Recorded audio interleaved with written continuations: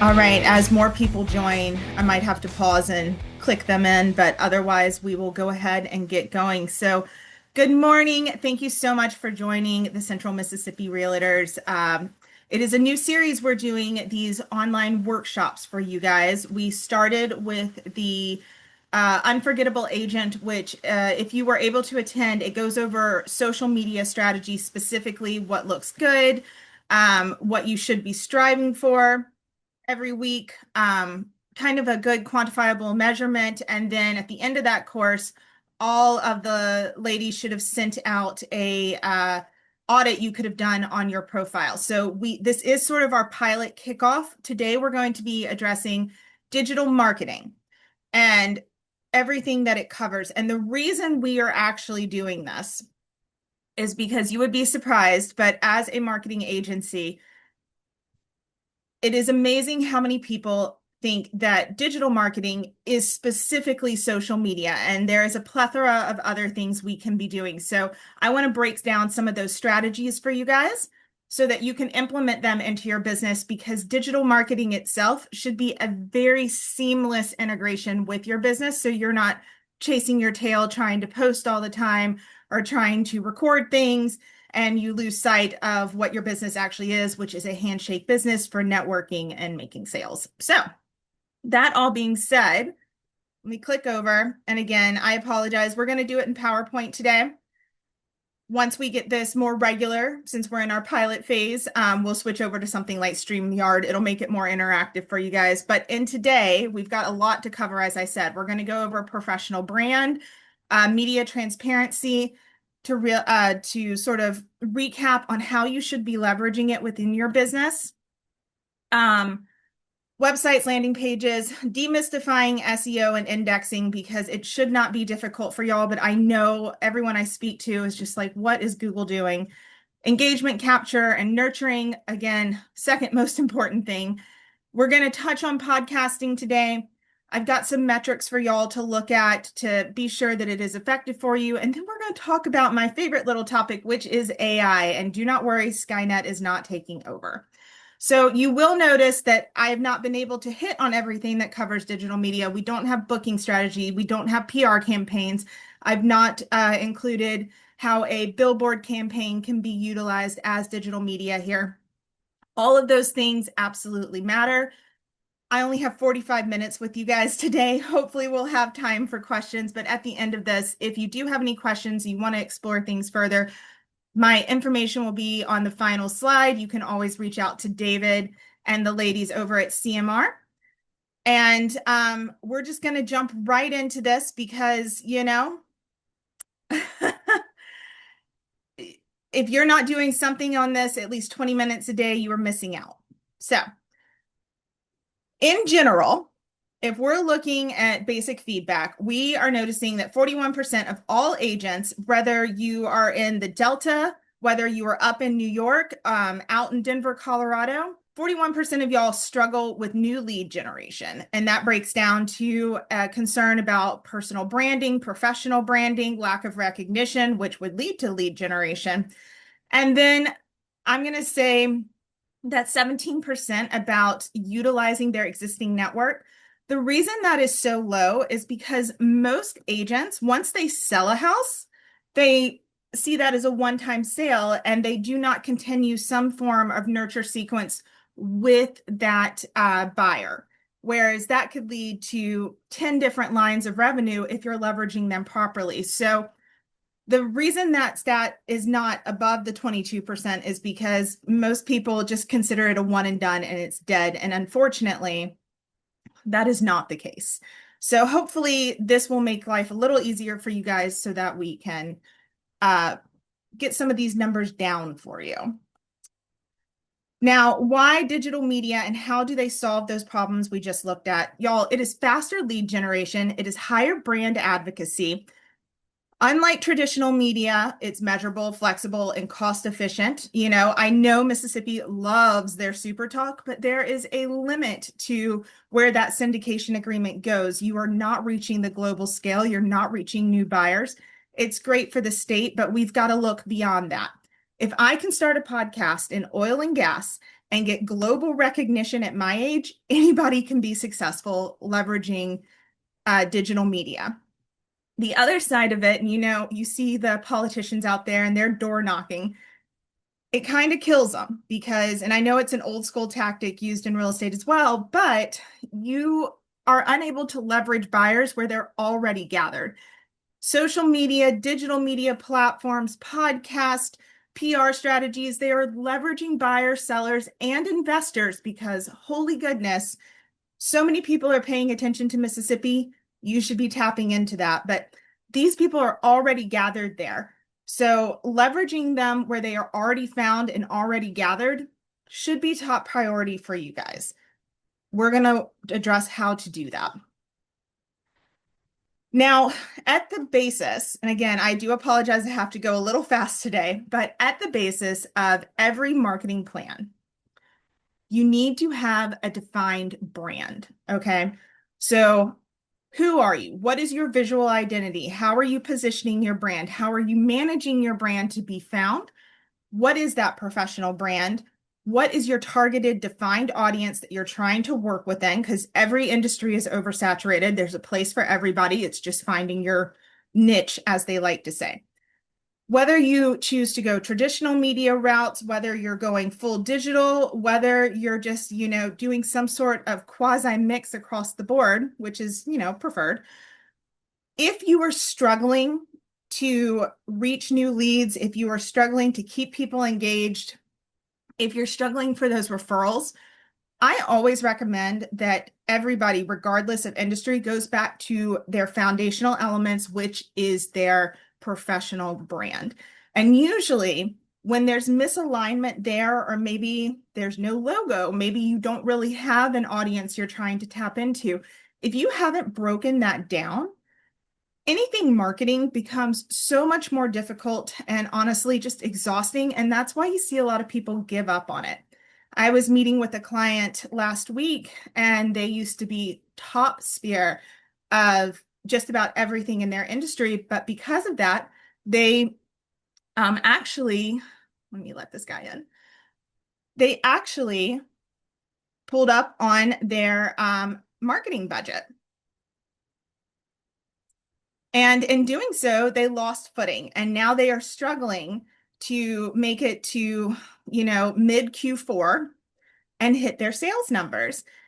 And it really doesn't matter what industry you're in, if it's B2B, B2C, there has to be some sort of continuity with keeping that brand alive, making it noticeable within the community, whatever your community happens to be. And, it's the number one reason we see startups fail. It is the number one reason we see businesses fail. Marketing is strategy. And making sure that everything is in alignment, even when times are bad, saves you down the road. So I will preach this until the cows come home. So that being said, okay, guys, I just want to put this out there. I am a quasi investor. I have properties that I've invested in down here in Mississippi. When I first got here, I grew up in Flora, Mississippi, but when I first got here or first came back here, my plan was to be here for 3 months and then head home to Colorado. And why I am still here is because Mississippi has opportunities that no one else has, okay? And I work in a lot of states. There are not enough nice things I can say about Mississippi, and I encourage all of you to embrace it. We are, as I said last time in our class, we are on the precipice of something great. And it is up to you to seize that and recognize that and run with that. But that being said, this weekend, I was actually driving around some of the neighborhoods and I saw almost 20 houses for sale. How many of those signs do you think had a QR code? Just throwing that out there. One sign had a QR code and it went to someone's homepage. That's great, but that's where QR codes go to die. There was no capture behind it. And the ones that did not have a QR code, yeah, you're getting drive-by traffic, but how are you capturing that audience? How are they able to go find out more about you? How are they able to go to your landing page, learn more about the property that you're selling, whatever it happens to be? Guys, investing in branded QR codes should be top of the list for everyone, and put them everywhere, because if we got nothing out of COVID, we learned how to use QR codes. It is there, it is digital, it is a capture, it is a touch point, and you absolutely should be using it. So please, if you do not have one, please do so today, or call me and I am happy to work with you to get them going, but that is critical for your business. And I was just a little shocked that I only saw one sign with them, so keep that in mind. Now, as I've been saying, why do we have marketing and digital marketing? Digital marketing is just marketing. It's just more avenues for you, and it's meeting people, like I said, where they are already gathered. Everything starts with brand. We go onto websites, SEO, content marketing, everything in that little tangerine orange color there. Those are going to be your most important elements because they are things that you own. All right. So yes, do a healthy mix, whatever works for your community. But if you are not engaging in digital marketing strategies, you are just, sitting in the woods hoping someone will find you. And unfortunately, in this world, we did not build Rome. If you build it, doesn't guarantee that they will come. You have to be proactive on it. So it's just a leg of marketing, and social media marketing is just another leg of digital marketing. So consider all of these things when we break down what digital strategy is and which of those elements you want to work into your daily practices that are practical for you.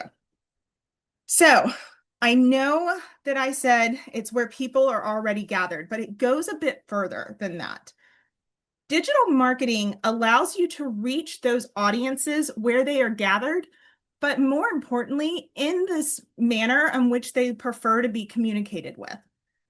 There are some of us old school ones who were, alive when Facebook first became Facebook, and we gather there. There's LinkedIn. There's a more professional communication standard there. There's TikTok. There's Instagram. You are reaching people in the manner in which they prefer to be communicated with, and that is why we leverage digital platforms. Sorry, I'm letting this guy in. Okay, so just remember that because we have so many different generations, boomers do not communicate at all in the same way as Gen Z. Millennials are a hot mess. We're across the board. Gen X is its own thing. Everyone likes to be found and, interacted with in their own way. And we have to recognize that, which is why we leverage different platforms. So just keep that in mind, because going the traditional routes of, say, radio, TV, newspaper clippings, magazines, things like that, you are leaving so many rocks unturned when it really won't cost you anything to go that extra step and turn over those additional rocks. And even on time, it just does not take that long. So much like the web, marketing or content falls into different categories: open, dark, owned, paid, and more importantly, earned. Everyone strives for earned. Some of us never make it there. That's just the reality. Not everybody can be an influencer, and honestly, who would want to be? And as we define influencers. So for open, you can leverage these contents. So social media, blogs, YouTube, the strategies are in the lower half here. So what are we going for? Reach, subject matter expertise showcasing, thought leadership, cold and warm advocacy and audience engagement, all the way up to accelerated traffic, amplifying your brand message. Understanding where these fall and how to leverage them within your strategy is pretty key. But the one that, most people kind of forget about is actually dark media, dark marketing, dark media. So something as simple as emails and email signatures, those are still touch points, and every single thing you send out. I mean, I don't know if you guys are aware, but there have been big restrictions on engagement platforms with the .yahoo or @yahoo.com or @gmail.com type emails. And a lot of people are still using those for their business as opposed to mills@orgocreative.com. It's got my URL at the back of that email. At the back of that email. platforms are shutting down some of those other old school AOL.com because they've been spammed out. And it's understanding that going that extra mile to upgrade your emails, your email signature, anything that's behind a sign in or a paywall or, a closed group, those are just as important as the open media, and everything leans to owned and earned. And that's what you want to get. Now, unfortunately, with our, let's say, everyone's favorite, our what's it called? Our own worst enemy, or like the less evil. I forget the saying off the top of my head right now, but Facebook, right? Facebook continues, and same with Instagram because it's all meta, to reduce organic reach. So you putting up a post on your professional Facebook profile, just the profile, let's say you've got 1,000 followers. You're going to be lucky if you reach 10% of those followers. And I'm talking super lucky. Okay. They have to go to your page regularly, interact with you regularly, and, check in on you regularly for you to show up in their feed. Why? Facebook Meta has reduced organic reach. I don't know about y'all, but watching people try and build an Instagram these days, it would be easier to pull out your own two front teeth. It is just an incredibly difficult time. But they are doing so because they want to get paid. They know that you're going to spend time on the platform. They want to be paid. So social ads, sponsored content, PPC for Google, and, because we're all chasing SEO, but good gosh darn, they've changed it so many times. Who knows if it's actually working? They want you to pay to engage on their platforms. And we do it because we know how to do it. And we know that's what's going to get us there.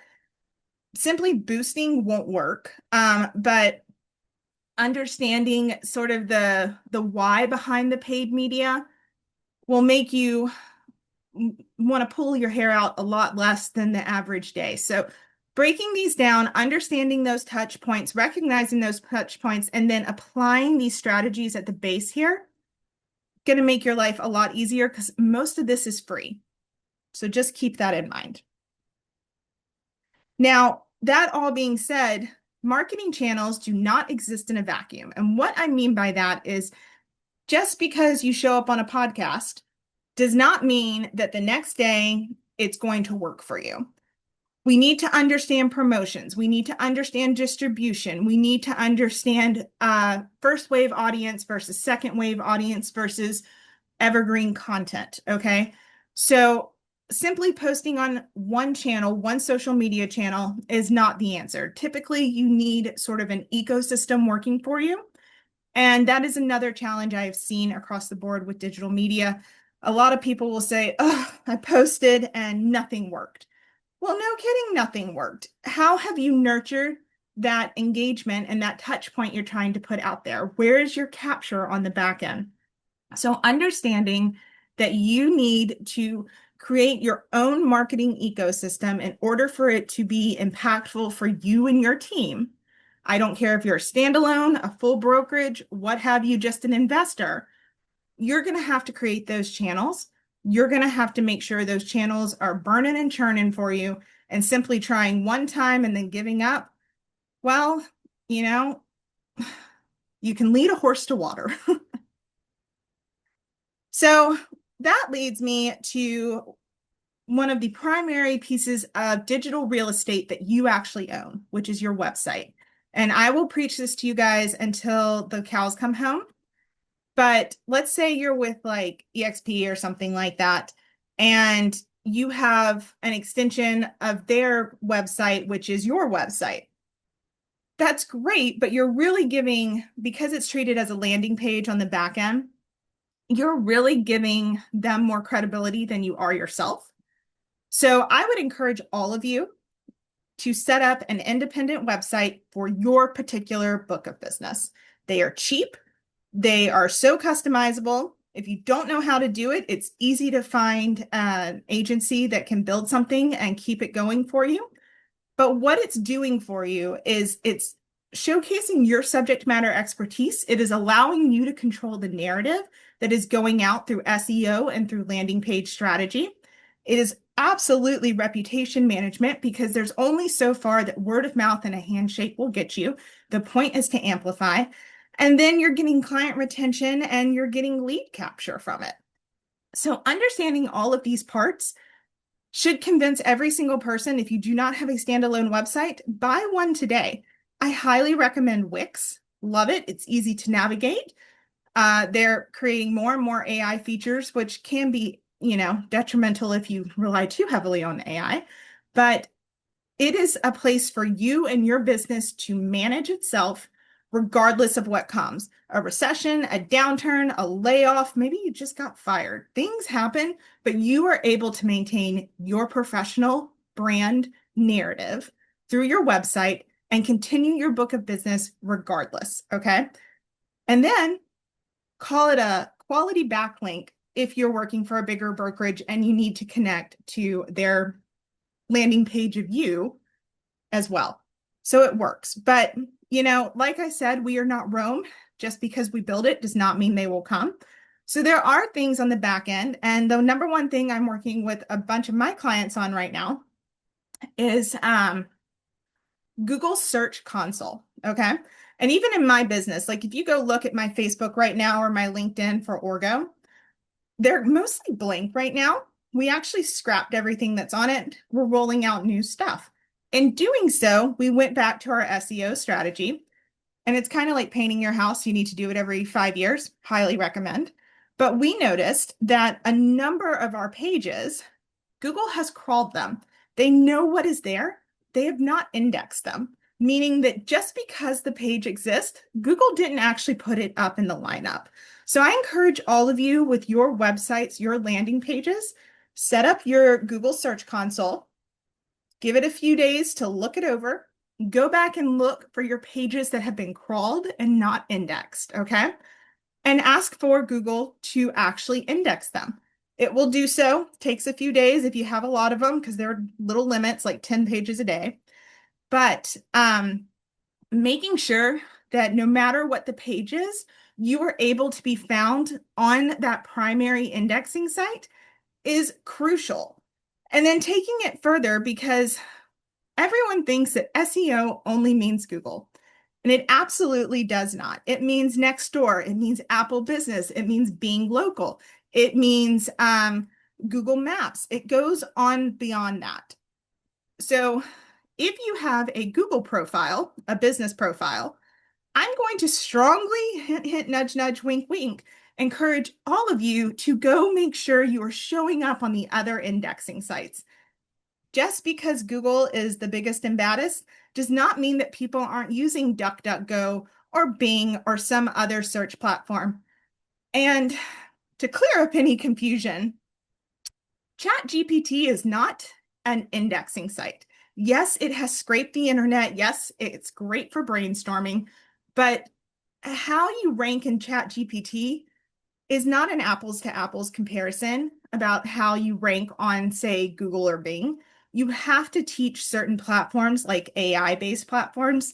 If it can really be called AI, it's more of just a search and crawl platform. But you have to teach it how to recommend you. And that takes quite a while. And honestly, they're about to put a paywall on it. So getting in while you can, spending a few hours on the weekend talking to those kind of like Gemini, ChatGPT, Grok is hilarious if you've had any time to do that one. But making sure that when you are hitting certain keywords that are, at least when a searcher is asking questions, like who should I work with in real estate, and you're pulling back, making sure you put that time in there. But making sure further that you understand that local SEO and engaging with other search engines does more for your business than only paying attention to Google. And by all means, Google is great, but it is not the biggest, or excuse me, it is the biggest, so is YouTube. It is not the only option out there, and it's easy to diversify here. So again, social media marketing is a leg of digital marketing as a whole, but we have already done that course. So if you missed that course from what, like 2.5, 3 weeks ago, Go to the CMR website, log in as your membership, and then go over, and that course should be up there and running on the blog for you.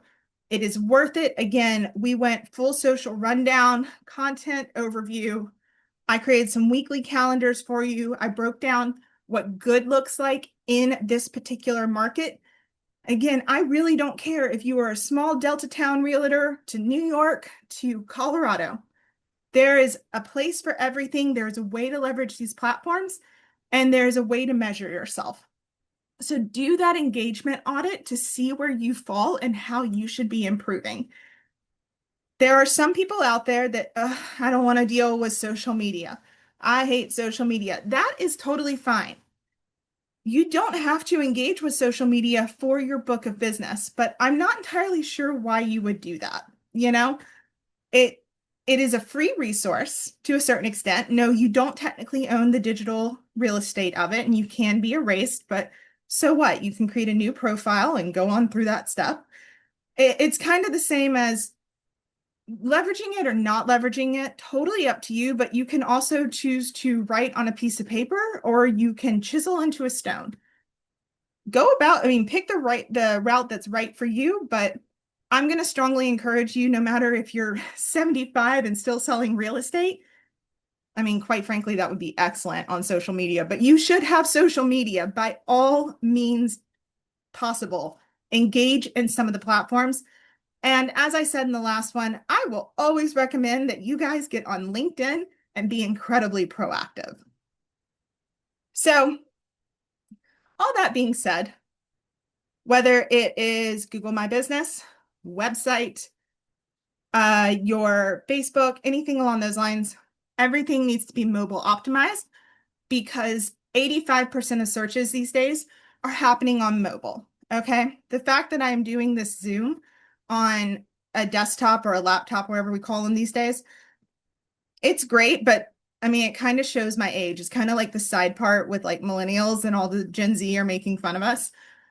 The reality is that if you are not mobile optimized on these elements, you go back to that whole thing of, you can sit in the woods, but are you going to be found? Probably not. So make sure you go through those processes. It's very easy to do. And again, setting up, I've built so many websites for individuals on Wix who just want to keep things cheap and affordable and easy to manage. And their mobile setup, so easy for you guys. You could do it in a weekend if need be, but you know, it just depends. However, it's not really worth it if you don't go through the mobile optimization. Now, mobile, taking it a step further. We see this with investors. It doesn't really work that great because I have, a house in Colorado. I get at least 3 texts a week saying, we'd love to buy your house. It's all happening on SMS, okay? Black and white. This is how we typically text with each other. It's reminders, it's notification, it's text-based everything. I don't know who's talking to me when I get these random, and like half of them could just be bots, these random texts, right? So I'm going to encourage all of you to start including text campaigns in your business, regardless of if you're an investor, just a real estate agent, if you've got a full brokerage you're managing, I don't really care. But these things have over a 98% open rate because we are so trained by that little ding or the buzz or what have you. But including like marketing and promotion and visual content makes you a more believable element to reach back out to. And it is where we see like politicians fail. But I got to hand it to the politicians right now. They're really one of the only industries that are properly leveraging text. And unlike email, which we've basically destroyed with spam, text has not really hit that point yet. There are obviously rules about it, but there's not a lot of limitations within those rules for how to properly leverage it. It is not expensive. You can go to things like Constant Contact. I think MailChimp implemented it. Aweber has some things. It's worth exploring the MMS option and, making yourself more believable, more approachable as an agent. And I think it's the difference between 6 cents and 8 cents. So by all means, consider text campaigns and take it a bit further for lead generation, because we're going to check our phone. Might not respond immediately. You need a few touch points to respond, but we're going to check our phones. So consider the MMS. Now, my favorite topic outside of LinkedIn, which I am thrilled to go through with you today. This is not a full breakdown for podcasting. It was in our last class one of the number one things that everyone sort of wanted to learn more about. Guys, it's going to have to be our next workshop because there's a lot behind it. But, you know, when I go online and I am looking at podcasting, I can whittle down to who is podcasting in the state of Mississippi. And while there are a few of them, nobody is talking about real estate or small business opportunities or how the state is growing. And that is a huge missed opportunity. If I got 10 of y'all to call me this week and to discuss podcasting further, there is a place in the market right now for all 10 of you, and you can take that overarching topic of real estate and real estate investment and completely put your own spins on it and still be successful billionaires in 2 years. It is amazing what is happening with podcasting. It is taking over social. It is taking over radio. It's taking over TV. Across the United States, we have over 100 million people that are listening currently, or at least last count when I did this, when I put all this together, about 3 million, 4 million are actually in Mississippi. Now, on average, there are some podcasts that do better than others, some styles that do better than others. But in general, if someone is listening to a podcast and listening regularly, 6 in 10 of them are more likely to take the recommendations from that podcast than anybody else, okay? Doesn't matter if it's a TV advertisement, newspaper, magazine, what have you. Podcasting there is a trust element within this media space. And if your host that you tune into is recommending something, 6 out of 10 ain't bad. Okay, 6 out of 10 acting on said recommendation isn't bad. These become their own revenue streams. You can set it up any which way you want. It is scalable. It is searchable. It is not limited to syndication contracts. It is not limited to radio waves. It is not limited to really anything. All right, so like I said, it is going to have to be our next one, but to hit home, and I know most people don't slow down and think about this, but average daily consumption, because even I was up this morning and the first thing I did was turn on my murder podcast to hear what's happening in the world of true crime. But the average human who is working at their desk, who is going about their daily life, the mom who is having to go to the grocery store while the kids are at school, we are consuming about 4 to 6 hours of audio-based content a day. That is a huge influence, okay? So, you know, it's evergreen, it's global. Like I said, when I first started in podcasting, I started a podcast about oil and gas. And to this day, I still have global recognition for that podcast. I haven't produced a new episode in like 3 years. I just leave it up and it gets like 700 downloads a week. It's amazing, okay? It has not been nurtured at all. It is deeper trust, deeper return, and I challenge all of you to start a podcast. If you need help, I help people start podcasts all the time. I'm actually working on a medical one, and we have one going for a running club right now. It is amazing. But if I do not see more Mississippians investing in this, more real estate agents investing in this with all that we have happening down here in our great state of Mississippi, then I'm going to start one in real estate myself, and y'all are all going to miss out, and I'm just going to listen to you tell me how you need to pay to be on my podcast so you can get more recognition, and I'm going to look at y'all and say, I told you so. So that is my challenge to you. Don't give me that opportunity. Let's get you guys on podcasting because it is affordable, it is global, and it is influential. There's nothing better for lead generation. Please, every single person, I don't care if you're 75 or 15, start a freaking podcast, keep it going for 2.5 years, and then explain to me how great it is to be a millionaire without question. Again, sorry, talking fast. Don't know why I did that. Talking fast, but we've got a lot to cover. Okay, so all of that being said, What matters most is where you own the real estate in the digital realm. Website, emails, you don't really own it in social, you own it in podcasting. We need to know the metrics that you guys should be looking at. If you have to do a quick audit of what is happening in your space for websites, unique hits, visitor source, if it does not matter how many hits your website is getting if you can't capture where they are coming from, because that's going to help you whittle down on your digital strategy and get more involved and more targeted on how you reach the people who are paying attention to you. All right. You do want a conversion rate and you do want lead value. So what have you had to put in place? What is that cost of those elements you have put in place in order to capture those leads? All right. There's got to be some sort of quantifiable dollar value behind all of it. Email, guys, open rate is great. And I'm going to tell you a dirty little secret. Most industries have between a 30 and a 40% open rate. If you can get higher than that, you are gold. But what is actually more important is your click-through rate. So every email, regardless if it's like just straight text or if it's actually like an e-com email where you've got the images and pictures and what have you, you're going to want a 5% click-through rate. And that is actually very hard to get. Okay. You see most people kind of cap out around like 1 to 3. You want a significant, if not more, portion of that open rate to actually follow your links. And that's one thing is you don't want to put like a ton of links in there. You want to be really smart with how you do it. But if you can get a consistent 5% and then build from there, you're actually doing very, very well.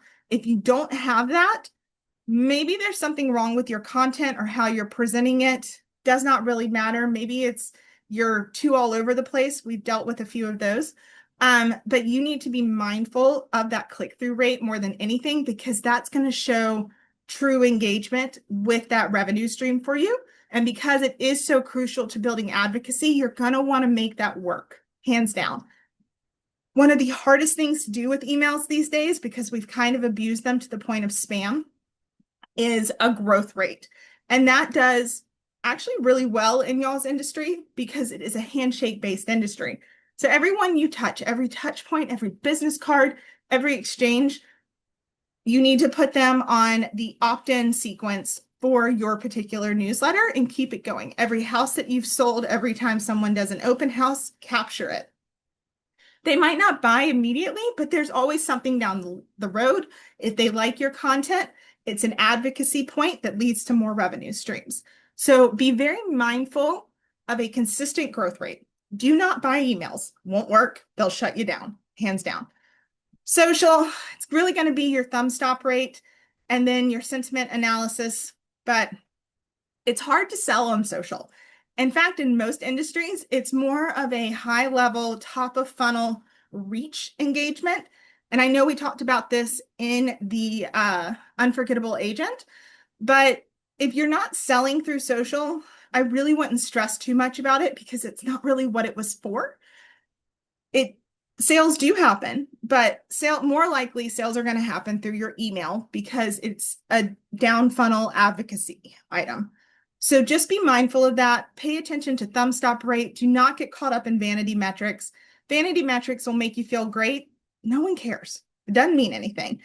So if you're ever engaging, like say you have a small business or something you're investing in and you're going to influencers and you're asking for their media kit, if all they're showing you is vanity metrics, next, skip, move on. Not worth it.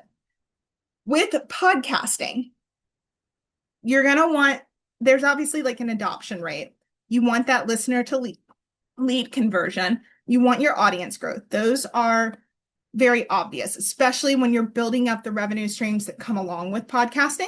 But if you're just starting out, the number one thing you want to pay attention to is the completion rate. And what I mean by that is if you were doing a 15-minute segment or an hour-long segment, you want them to get to the end, right?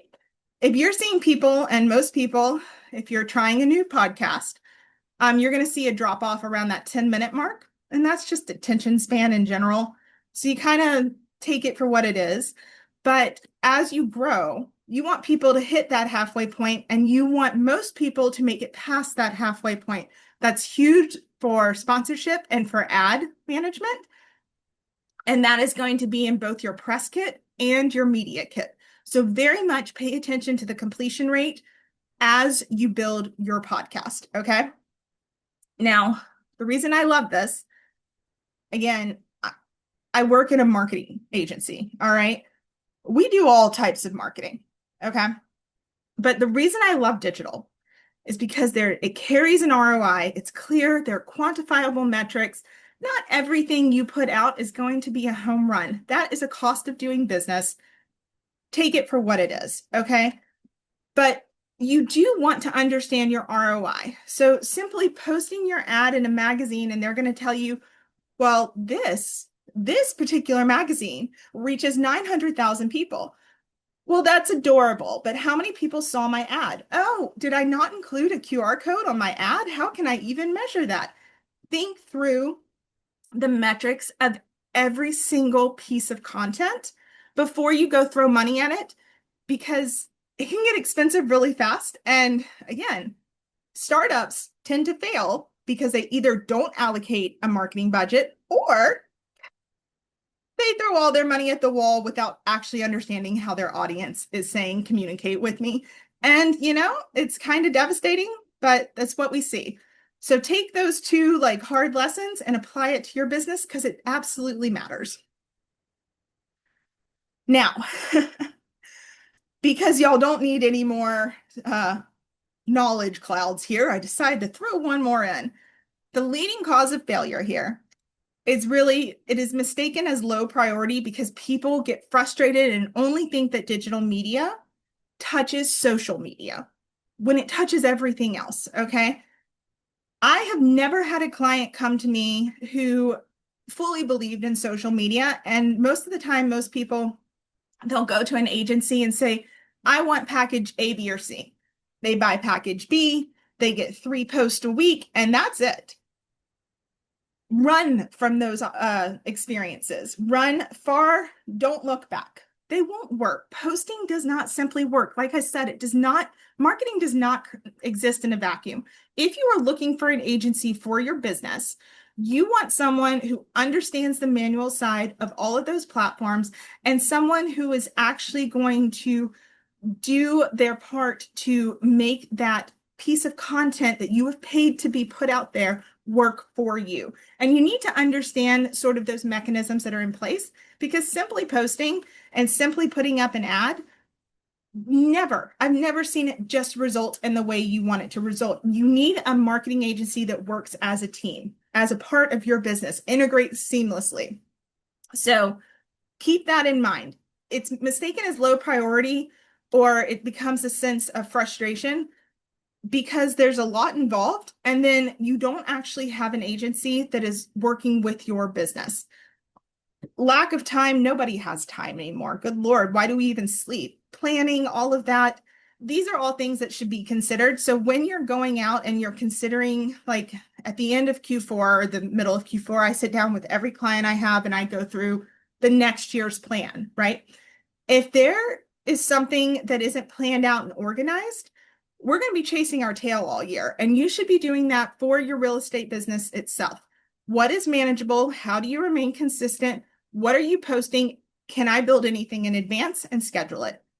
Those are the things that is going to make digital marketing manageable, tolerable, and make you more successful in it. So please consider these and do what you can to prepare for them, so you don't spend 90% of your time just trying desperately to get something out there that's never going to land. Protect yourself and your time and your peace at all costs. Now, the biggest question, we're at the 45-minute mark, so we're almost done, guys. Should you be using AI for posts, blogs, show notes, everything like that? Understanding that the major indexing sites rely on text in order to place your piece of content. Because I told you last time, LinkedIn is pulled directly through Google. Instagram is now doing that, Pinterest, Reddit, things like that, right? And then, of course, asking Google and the other indexing sites to crawl and actually index your website.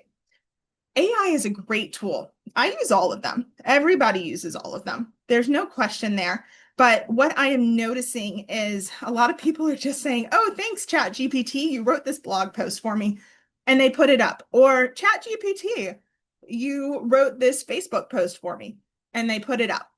One, we can all tell. There's certain giveaways, okay? Not to mention the dashes, the bolding of the keywords that you asked it to use, and then the weirdly placed emojis. Like, I don't even understand half of them, but you need to take that content because that is what it is. These platforms, as we call them, AI, not technically AI, not technically AI, but AI platforms are meant to be brainstorming tools to make your life easier. Because let me tell you, it can be hard sometimes. You got too much going on. You need help, like boosting the juice, so to speak. You take that, you use it as version 1, and then you add in that human element because you not only want everything you put out there to be optimized for the human readability scores, you want it to be optimized for the AI crawls as well. So that's going to be my take. I think it's great. I think you should be absolutely leveraging it in every aspect of your business. But do not forget that we are not to the point of Skynet and AI is going to replace you. It does not replace the human touch, okay? People still want the phone call. They still want the handshake. And when you're building advocacy on these platforms, they want to hear from you, you know? AI is just a tool to help you amplify. So keep that in mind, leverage it, but do not copy and paste because everybody can tell.